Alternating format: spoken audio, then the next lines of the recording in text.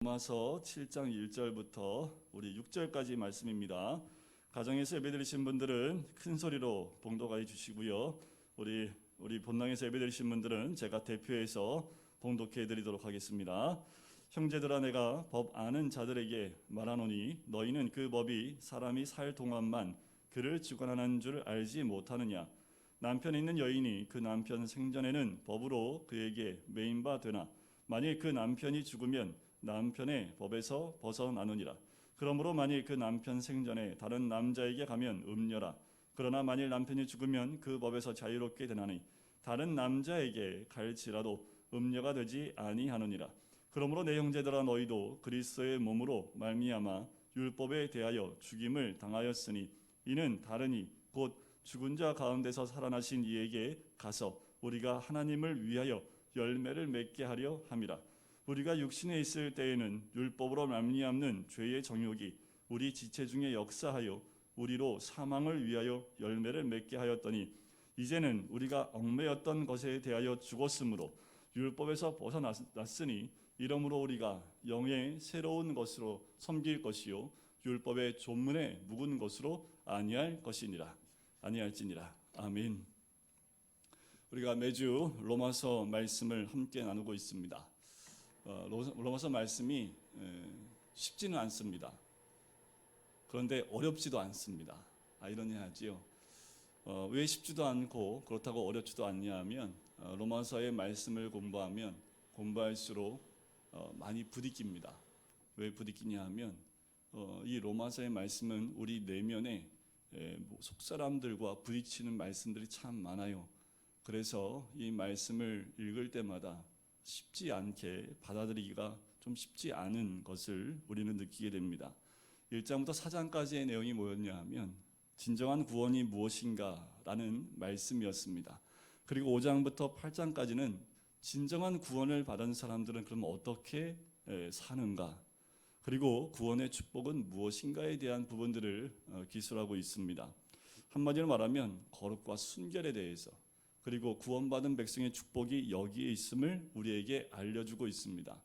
우리가 지난주에 함께 나눴던 말씀 6장 23절인데 6장 마지막 절에 보면 죄의 삭은 사망이요 하나님의 은사는 그리스도 예수 우리 주 안에 있는 영생이니라. 근데 구원이란 무엇입니까? 사망에서 생명으로 옮기는 겁니다. 우리 모두는 이미 생명 가운데 있는 줄 믿습니다. 그럼에도 불구하고 이 땅에 살면서 우리는 죽음의 그림자 속에 살고 있는 사람들이지요. 나이가 들면 좀 죄를 짓지 않으면 얼마나 좋을까요? 나이가 들면 들수록 죄를 더 짓지 않고 더 깨끗해지고 더 거룩해지면 좋겠는데 이상하게 세월이 흐를수록 우리의 죄는 더 깊어져 가는 것 같아요. 여기서 우리는 많은 부딪힘이 있고 많은 좌절감을 느끼게 되는 거지요. 왜요? 시간이 갈수록 변해야 되는데 변하지 않는 우리의 모습을 우리는 또 말씀 앞에서 무너지고 있는 우리의 모습을 발견하는 거지요. 저는 그리스도인은 이것이다라고 생각을 해요.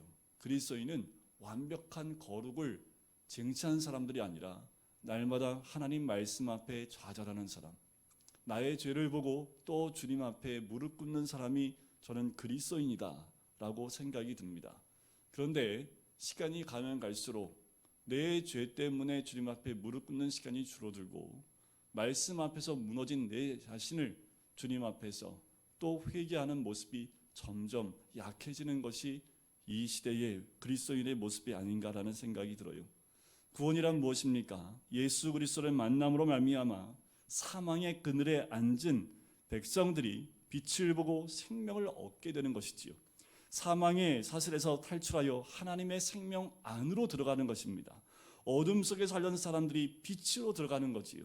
마음의 미움과 갈등과 저주와 죽음이 있었던 사람들이 형제를 사랑하는 사람으로 바뀌는 것이 구원입니다. 구원은 다른 말로 표현하면 자유이지요. 로마서에서 가장 많이 반복되는 말씀이 자유입니다. 우리는 자유합니까? 예수를 믿는 사람, 구원받은 사람은 바로 자유로운 사람이지요. 해방받은 사람입니다. 뭐에서부터요? 자, 구원받은 사람을 가리켜 5장에서는 죽음으로부터 자유를 받은 사람이라고 말씀하고요. 6장에서는 죄로부터의 자유라는 말씀을 주셨습니다. 오늘 7장은 율법으로부터의 자유를 말씀하고 있고요. 또 앞으로 보게 될 8장의 말씀은 성령 안에서의 자유를 우리에게 말씀해 줍니다. 이번 장은 율법으로부터의 자유에 대해서 말씀을 나누려고 합니다. 여러분들, 누구든지 사람은 이 땅에 태어나면서부터 법의 테두리 안에 살게 되어져 있지요. 하나님이 없다는 사람도 법이 있습니다. 하나님 안에 있고 하나님 믿는 사람도 하나님이 주신 법이 있지요. 태어나면서부터 규범 속에서 자라게 되어 있습니다. 우리는 평생 하라 또는 하지 말라라는 말을 들어요. 이것은 하고 저것은 하지 마라. 우리 아기 때 이제 막 옹알이하고 걷고 막 이제 움직이기 시작하면 제일 먼저 듣는 게 그거면 안 돼. 그거면 안 돼. 안 돼. 아마 이 말을 우리 아기들이 먼저 듣지 않을까. 해도 돼 이런 말보다 그거 만지면 안 돼. 그래서 아마 갓난아기 때는 사랑하고 막 이런 말 많이 듣다가 이제 움직이고 기기 시작하면서부터 안 되라는 말을 먼저 배우는 것 아닌가라는 생각이 들어요. 그런데 재밌는 건 뭐냐면 하라고 하면 하고 싶지 않고 하지 말라고 하면 하고 싶은 게 죄된 인간의 모습입니다. 누구 보면 알아요? 애기들 보면 알아요. 하지 말라면 꼭 가서 해요. 하라는 얘기를 잘 못 들으니까 그래서 그런지 모르겠습니다. 그게 인간이지요. 또 한 가지 사실을 배워요. 옳다와 틀리다라는 거예요.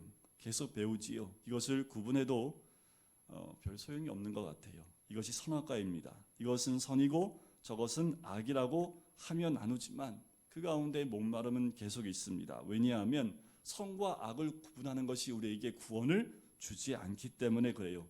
옳지만 할 수 없지요. 틀리지만 그것을 고칠 수 있는 능력이 없습니다. 틀린 것을 고칠 수 있는 것은 율법이 아닙니다. 그것은 주님 주신 은혜인 줄 믿습니다. 우리는 옳게 행하기 위해서, 틀리지 않기 위해서 얼마나 많은 노력하고 스트레스를 받고 있습니까? 긴장하고 또 조심하며 살지요. 여러분들 운전하면서도 조금 잘못하면 편지 하나 날라오잖아요. 범칙금. 그래서 항상 운전할 때 조심하지요. 베테랑이라고 하는 사람들은 걸려도 걸리지 않게끔 범법하는 것이 아니라 규범을 잘 지키는 사람들을 운전 잘하는 사람이다 라고 얘기하는 거지요. 하지만 우리는 밖에 나가면 항상 불안해요. 마음 놓고 살기가 쉽지 않지요. 그래서 권력이 있는 사람들은 법 위에 살고 싶어하는 욕망이 있습니다. 우리는 작은 법규로부터 시작해서 크고 작은 여러 규범 속에 살아요. 집에서는 뭐가 있습니까? 가온이 있지요. 학교에 가면요, 교칙이 있지요. 자, 이런 틀에 살아가는데 직장에 가면 뭐가 있어요? 정관이라는 것이 있고요. 우리나라에서 가장 위법이 뭡니까? 상위법이 헌법이라는 게 있습니다. 이렇게 늘 틀 속에 갇혀 또 초조하게 사는 것이 우리 인간의 기본적인 모습이지요. 요즘에는 법이 너무 많아져가지고 새로 만든 법이 너무 많다 보니까 이게 법이 뭐가 뭔지도 잘 몰라요. 법도 공부해야 될 것 같아요. 너무 쏟아지는 법들이 많으니까 이 법을 내가 지켜야 되는지, 내가 지키고 살고 있는지도 구분하기 어려울 정도로 법이 많아지지요. 이런 법칙보다 더 높은 법이 있는데 그것을 도덕법 또 양심의 법이라고 합니다. 이 시대의 규범을 말하고 있는 거지요. 그런데 이게 또 문제는 뭐냐 하면 이거는 절대적이지 않지요. 상대적입니다. 그리고 상황과 시대에 따라 기준이 달라진다라는 그 특징이 있습니다. 그러면 도덕적이고 윤리적인 규범보다 더 높은 법이 또 있지요. 그건 사람 법이 아니라 바로 하나님의 법입니다. 그 법을 성경에선 율법이라고 말하지요. 세상에 존재하는 모든 법들, 그것은 다 하나님의 법에서 기초에서 만들어졌습니다. 예를 들면 이것에 대해서 여러분들 기독교가 부흥한 나라치고 법치국가가 아닌 나라가 단 한 국가도 없습니다. 그런데 기독교가 들어가지 못한 나라, 기독교가 부흥하지 못한 나라를 보면 헌법보다는 다른 법들, 법치국가보다는 다른 것의 지배를 받는 경우를 많이 보게 되지요.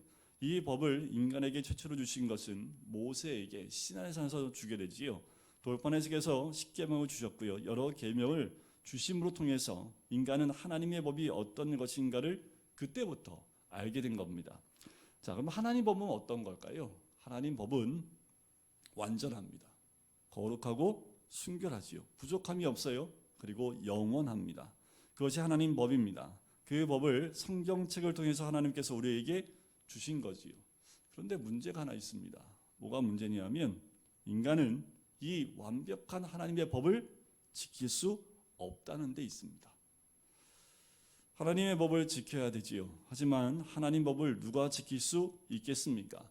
죄 없는 사람만이 온전히 지킬 수 있지요. 그런데 모든 사람이 죄를 범했기 때문에 온전히 이 말씀, 이 법을 지킬 수 없는 거지요. 근데 선을 행하기가 쉬워요, 어려워요? 죄를 짓기가 쉬워요, 어려워요? 선 행하기가 쉬워요, 죄 짓기가 쉬워요? 그럼 우리는 당연히 선 행하기가 쉬워요 이렇게 나와야 정상인데, 선이 어려운 이유는, 선을 실천하기 어려운 이유는 선 자체가 우리한테 어렵게 다가오기 때문에 그래요. 왜 우리가 죄를 짓기 쉽냐 하면 죄인이기 때문에 그렇습니다. 죄가 익숙하고 편하기 때문에. 여러분들 노력해서 죄 짓는 사람 봤어요? 아니죠. 그냥 죄를 짓는 거지요. 가만히 놔두면 인간은 죄를 짓게 돼 있는 죄인입니다. 우리는 하나님의 법을 받았고 하나님 법을 지켜야 합니다. 그러나 문제는 지킬 능력이 없는 거지요. 그래서 우리는 절망하고 좌절하게 되는 거예요. 아까도 처음에도 말씀을 드렸지만 그리스도인의 모습은 바로 이런 모습입니다. 하나님의 법이 좋긴 한데 지킬 수 없어요. 완전한데 또 가질 수도 없는 거지요. 자, 이 율법을 평생 지키며 살려고 노력했던 사람들이 예수님 시대에 있었지요. 그들을 누구라고 해요? 바리새인이라고 합니다. 이 사람들은 머리 모양까지, 옷 차림까지 완벽하게 차려입고 다녔습니다. 그래서 누가 봐도 바리새인. 그래서 한때는 제가 그런 말씀드렸죠. 여기다가 명패를 이렇게 붙이자고. 목사 누구누구, 권사 누구누구. 아마 이 명찰 달고 다니면 밖에 나가서 말 쉽게 하기도 어렵고 사람 대할 때도 더 친절하게 대하지 않을까. 권사님들이 입는 옷 따로 있고 장로님들 입는 옷 따로 있고 목사들 입는 옷 따로 있으면 밖에 나가서 아마 함부로 행동하지 못했을 거예요. 자, 바리새인들이 그랬습니다. 왜 그랬을까요? 하루 종일 말씀을 외우는 사람들인데 어떻게 하면 하나님의 율법을 어기지 않고 평생 순결하고 깨끗하게 살 수 있을까? 여기에 헌신된 사람들이 바리새인입니다. 그리고 그런 자부심이 있었어요. 우리는 하나님 율법을 100% 지키는 사람들이다라는 그 자존심, 자만심 이런 걸로 가득한 사람들이 바리새인이었습니다. 그때 우리 예수님이 산상수훈에서 뭐라고 말씀하셨냐 하면 가늠하지 않아도 여자를 보고 음욕을 품는 자마다 뭐한 자이니? 가늠한 자다라고 얘기했습니다. 살인한 사람들, 누가 살인한 사람입니까? 형제를 행하여 나가라 라고 한 사람마다 이미 살인한 자다라고 얘기를 해요. 그러면 누가 이 율법에서 벗어날 수 있습니까? 이 역사상 딱 한 분밖에 없어요. 이 율법을 지킨 분이지요. 인간의 모습을 입고 세상에 오셨지만 죄가 없으신 분 바로 예수 그리스도이십니다. 그분은 율법의 완성이지요. 하나님의 요구를 완벽하게 지키신 분입니다. 우리가 율법을 지키려고 하면 좌절하고 절망하고 나의 위선을 발견하게 되지만 율법의 마침이요 율법의 완성 완벽하게 지키신 예수 그리스도를 바라보면 은혜를 또 그 은혜가 우리 안에 생기게 되는 거지요. 기적이 일어납니다. 그것이 바로 구원이라고 이야기하지요. 예수 그리스도를 믿으면 죄로부터 해방 그리고 죄로부터 자유를 얻을 뿐만 아니라 우리가 해결할 수 없었던 율법으로부터 자유를 얻게 되고 구원을 얻게 되는 겁니다. 오늘 7장이 그 부분을 얘기해요. 1절에 보면 사도 바울이 이렇게 시작을 합니다. 형제들아 내가 법 아는 자들에게 말하노니 너희는 그 법이 사람이 살 동안만 그를 주관하는 줄 알지 못하느냐. 자, 율법의 자유에 대해서 너희들이 이 법을 잘 알지 않느냐라고 얘기를 해요. 사도 바울은 이들에게 법이 어느 때까지 효력이 있으며 또 누구에게 효력이 있는지를 묻고 있습니다. 아무리 좋은 법이라도 그 사람이 죽으면 적용할 수 없는 거지요. 따라서 법이라는 것은 사람이 살아있는 동안에만 유효하다라는 거예요. 그러면서 한 가지 예를 드는 것이 부부 관계에서 예를 듭니다. 한 여인이 결혼을 했습니다. 그런데 남편이 참 나쁜 사람이에요. 그 여인을 괴롭히고 힘들게 하고 아내를 너무 착취하고 힘들게 하는 남편을 만난 거지요. 노예처럼 신목처럼 그 아내를 부립니다. 이혼도 안 해줘요. 그러면 남편으로부터 여자는 도망도 못 가고 이혼도 할 수 없는 거지요. 이 여자가 무슨 기도할까요? 이 환경에서 벗어나기 위해서 기도하겠지요. 자, 2절이 그 내용입니다. 그에게 매인받으라. 만일 그 남편이 죽으면 남편의 법에서 벗어나느니라. 그런데 그렇게 못 살게 굴던 남편이 죽어요. 그러면 자유함을 얻게 된다라는 거지요. 남편이 죽었으므로 그 여자는 해방된 겁니다. 율법과 은혜의 관계를 설명하기 위해서 이 비유를 쓴 것은 당시에 많은 사람들에게 정확한 개념을 알려주기 위해서 이 설명을 한 거지요. 이 비유를 들면 정확한 이 개념이 세워지기 때문에 그래요. 여러분, 구원의 개념도 이렇듯 분명하게 우리에게 있어야 합니다. 우리가 어떻게 죄에서 해방되었고 어떻게 율법에서 해방되었는지를 알아야 하는 거지요. 그렇게 무서운 남편이 죽는 순간부터 남편에게서 해방된 거지. 그것이 바로 구원입니다. 남편이 살아있는 동안 다른 남자와 만나면 간음하게 되는 음부가 됩니다. 하지만 남편이 죽으면 음부가 되지 않는 거지요. 그 이야기를 3절에서 이야기하고 있는 거지요. 자유롭게 된 거예요. 누가 뭐라고 하지 않습니다. 이제 부부 관계에서 남편이 죽었기 때문에 그 부부 관계에서 이제 자유하게 되는 거지요. 율법에 얽매여 있던 내가 예수 그리스도를 믿음으로 율법의 사슬에서 벗어나서 자유하게 된 거지요. 이것이 구원입니다. 7장에서는 이 율법 안에서의 율법으로부터의 자유를 얘기하고 있는 거예요. 중요한 말씀이 4절에 나옵니다. 그러므로 내 형제들아 너희도 그리스도의 몸으로 말미암아 율법에 대하여 죽임을 당하였으니 이는 다르니 곧 죽은 자 가운데서 살아나신 이에게 가서 우리가 하나님을 위하여 열매를 맺게 하려 합니다. 여러분, 예수 그리스도는 모든 율법의 완성자이십니다. 우리는 율법이 악하다고 기록되지 않은 것을 알아요. 율법은 선하고 완전하고 의롭고 순결하고 거룩하고 영원한 것입니다. 율법 자체가 문제가 있는 거 아니지요. 문제는 뭐예요? 그것을 지킬 능력이 없는, 그리고 율법 앞에 쓰면 또 좌절하게 되는 우리들의 모습이라는 거예요. 왜요? 우리는 율법을 온전히 지킬 수 없는 존재이기 때문에 그렇습니다. 그런데 율법의 모든 요구를 완성하신 분이 있다고 말씀드렸죠. 율법의 마침이라고 얘기하시는 바로 그분이 그리스도입니다. 따라서 율법 앞에 가면 숨을 쉴 수가 없어요. 법 앞에 가면 어느 누구도 법의 무게 앞에서 숨을 쉴 수 없지만, 하지만 예수 그리스도 앞에 가면 숨을 쉴 수 있는 거지요.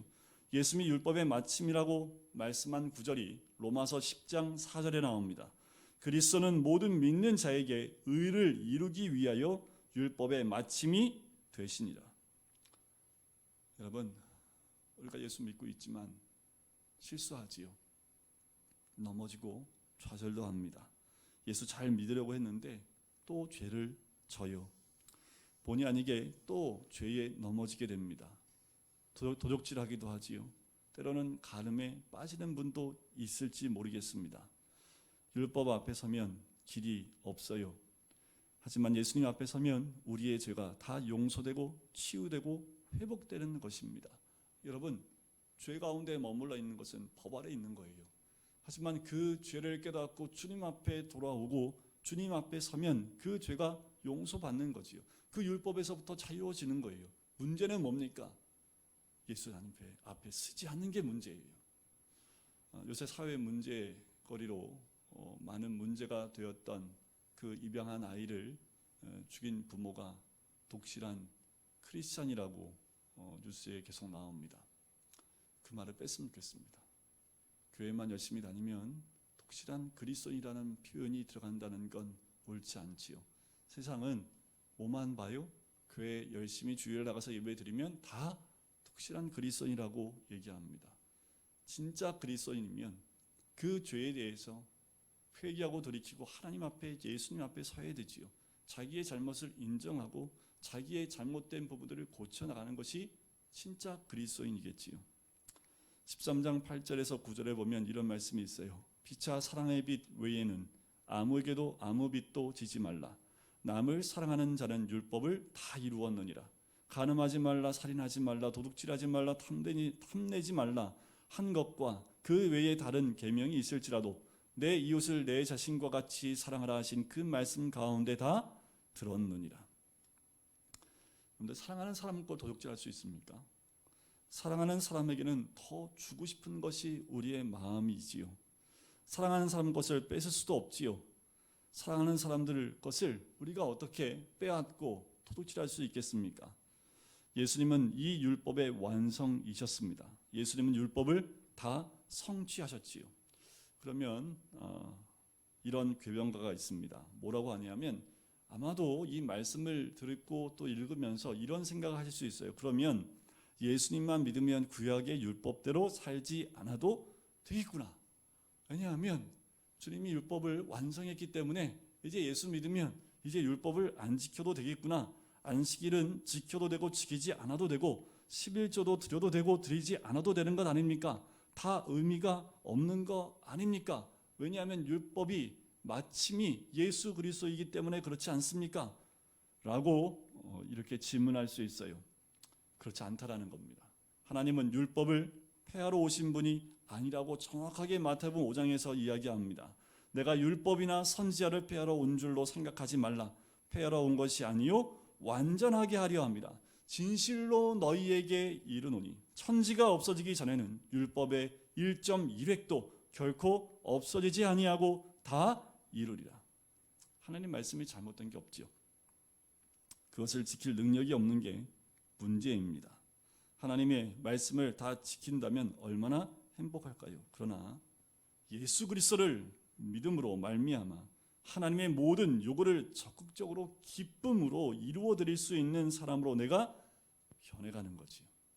예수 그리스도를 믿어 구원받은 사람들은 이렇게 주님의 말씀대로 기쁨으로 그렇게 살아가는 것으로 변화되는 것, 그것이 복음이고 구원입니다.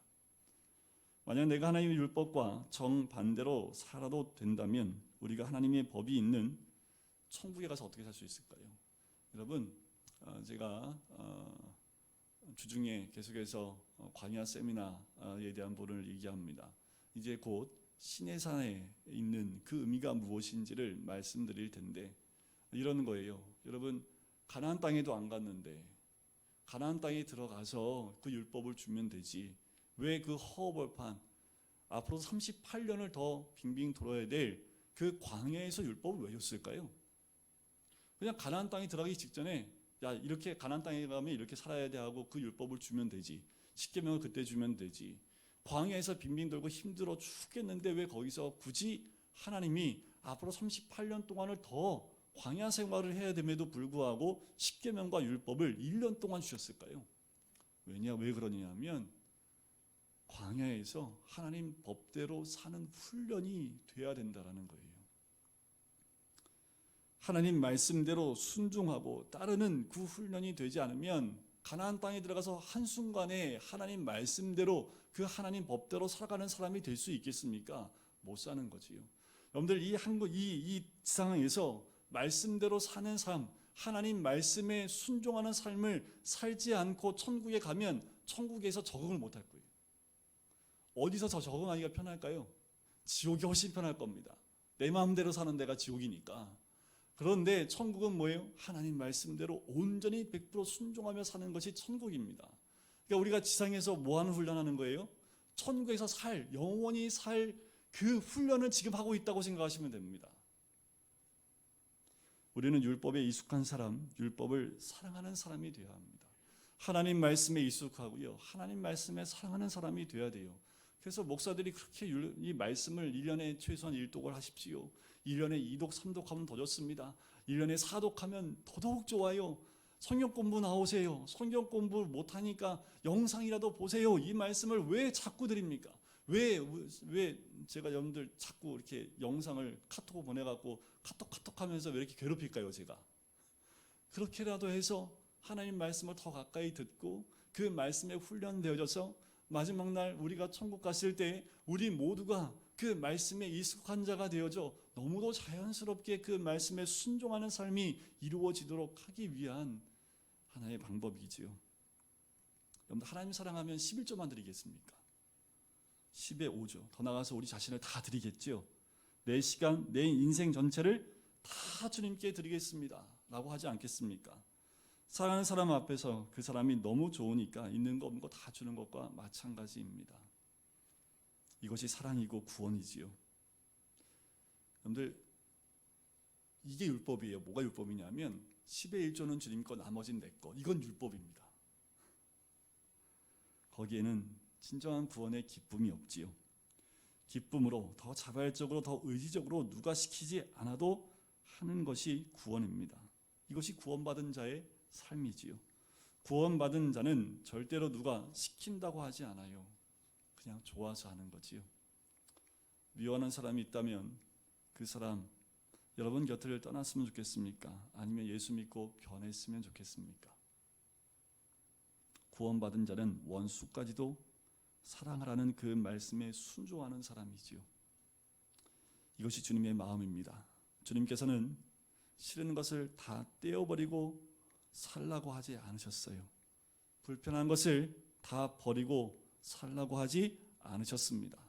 오른편 치면 왼편을 돌려대고 겉옷을 달라고 하면 속옷을 주고 오리를 가자고 하면 심리를 가는 것, 그것이 바로 복음입니다. 억지로 하는 게 아니에요. 우리 주님이 억지로 십자가를 지셨습니까? 아니지요. 그와 마찬가지로 주님의 마음으로 살아가는 것, 그것이 바로 복음이지요. 이렇게 함으로써 하나님은 우리에게 무엇을 원하시는 것입니까? 4절 마지막에 보면 하나님을 위하여 열매를 맺히게 하려 함이니라. 예수님께서 우리에게 원하시는 것은 뭘까요? 풍성한 열매를 맺는 삶입니다. 요한복음 10장 10절에 보면 내가 온 것은 양으로 생명을 얻게 하고 더 풍성히 얻게 하려 하는 것이다. 여러분들 이제 봄 오는 소리가 들리실 겁니다. 봄 오는 소리가 어디서부터 들리냐 하면 여러분들 이제 우리 교회 안으로 들어올 때 계단에서 올라올 때는 못 봐요. 근데 반대쪽 저희 아파트에서 오시면 이제 파릇파릇한 봄이 오는 소리를 들을 수 있습니다. 그와 마찬가지로 여러분들 하나님 오시는 소리가 들리십니까? 하나님이 오시는 소리가 들리셔야지요. 구원받은 사람은 생명이 내게로 흐르는 소리가 들려야 합니다. 환경이 어둡고 힘이 들지만 주 안에 있는 자에게 딴 근심이 있으랴, 이 찬양이 흘러나오는 사람이 그리스도인이고 구원받은 사람이지요. 눈물이 변하여 기도와 찬양이 되고요, 근심이 변하여 찬양이 되는 기쁨과 간증과 감격이 있어야 하는 거지요. 박찬희 집사님을 주중에 병원에 가서 찾아뵙고 그런 말씀을 드렸어요. 집사님 나중에 간증 한번 하셔야겠다고. 지금 두통 때문에 목사님 두통 때문에 힘도 죽겠는데 무슨 간증이야, 이렇게 하셨을까요? 아니요, 집사님이 목사님 맞습니다. 제가 죽음을 건너가서 와보니까 하나님의 은혜가 얼마나 큰지 알겠습니다. 아직 온전하지 않지만 하나님의 은혜를 깨닫는 거지요. 여러분, 우리는 근심에 쌓여있는 자가 아니라 바로 기쁨과 간증과 감격에 있는 사람이지요. 5절을 보시면 우리가 육신에 있을 때에는 율법으로 말미암는 죄의 정욕이 우리 지체 중에 역사하여 우리로 사망을 위하여 열매를 맺게 하였더니 거듭나지 못하고 육신 안에 있을 때는 은혜 받지 못하고 율법 안에 살아갈 때 우리는 죄의 정욕을 잊지 못하고 죽음을 위한 열매를 맺게 된다는 거지요. 사망과 생명, 우리는 어떤 열매를 맺기를 원합니까? 하나님을 위한 열매, 생명을 위한 열매를 맺기를 주의 이름으로 간절히 축원드립니다. 6절을 마지막 절을 보시면 이제는 우리가 얽매였던 것에 대하여 죽었으므로 율법에서 벗어났으니 이러므로 우리가 영의 새로운 것으로 섬길 것이요 율법의 조문에 묵은 것으로 아니할지니라. 우리를 얽매고 있었던 것에 대하여 우리가 죽었으므로 죄에서 벗어나고 율법에서 벗어났습니다. 이것이 자유이지요. 이것이 행복입니다. 세상적인 행복의 조건이 갖추어져야지만 행복한 것이 아니라 내 영이 자유할 때 행복이 오는 거지요. 구원이 이루어졌을 때 행복이 오는 겁니다. 율법의 사슬에서부터 벗어나서 내가 하나님의 구원을 맛보게 되었을 때 내 영혼은 쇠사슬로부터 풀어지고 회복이 되고 자유롭게 되는 것이지요. 더 이상 죄의 종노릇 하시지 않기를 간절히 소원합니다. 더 이상 율법의 종로로 타지 마시기를 간절히 소원합니다. 예수 그리스도로 말미암아 우리는 자유와 해방을 가진 사람들입니다. 우리는 그리스도 안에서 자유로운 사람들입니다. 여러분들 절대로 사람에게 종로로 타지 마십시오. 돈의 종로로 타지 마십시오. 이제는 더 이상 법에 빼어 있을 필요가 없습니다. 그리스도 안에서의 자유, 성령 안에서의 해방, 낡은 것은 지나가고 새 것이 왔지요. 옛 질서는 지나고 새 질서가 왔고 묵은 은혜가 아니라 새로운 은혜 가운데 있는 사람들, 그 사람들이 바로 우리들인 줄 믿습니다. 기도하겠습니다. 사랑의 주님, 우리는 영원히 죽을 수밖에 없는 죄인이었음을 고백합니다. 내 육신의 욕망대로 그렇게 살다 보니 또 죄에 얽매이고 율법에 얽매여서 한순간도 숨을 쉴 수 없는 그 삶을 살았던 우리들, 하지만 그리스도 안에서 참 자유함을 얻었고 그리스도 안에서 율법의 완성이신 주님 안에서 진정한 기쁨과 자유함을 얻은 주의 백성이 되게 해주심을 감사합니다. 매일매일 우리의 삶은 주님 안에서 자유로운 삶을 살며 진리를 알지니 진리가 너희를 자유롭게 하라는 말씀대로 주님 안에서 그 말씀대로 순종함으로 참 자유를 누릴 수 있는 우리가 될 수 있도록 축복하여 주시옵소서. 감사드리며 예수 그리스도의 이름으로 기도드립니다. 아멘. 여호와가 우리 하나님이신 줄 너희는 알지어다. 그는 우리를 지으신 이요 우리는 그의 것이니 그의 백성이요 그의 기르시는 양이로다. 여호와는 선하시니 그의 인자심이 영원하고 그의 성실하심이 대대에 이르리로다.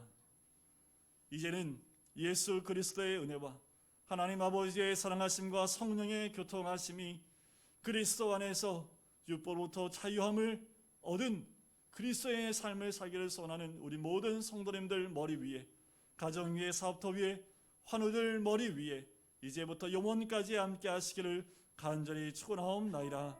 아멘.